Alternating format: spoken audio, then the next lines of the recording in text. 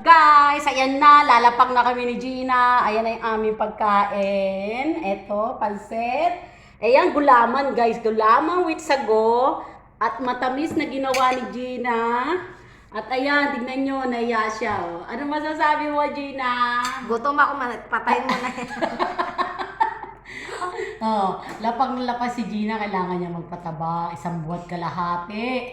Taba na ako. Oh, ayan oh. May tinapay na, may pansit pa. Tingnan niyo yung ginawa niya kanina. Ayan, matamis. Eto guys, tikman niyo. Gulaman with sago. O, di ba? O, ayan o. Ayan ang kakainin ko. Yan lang, ha?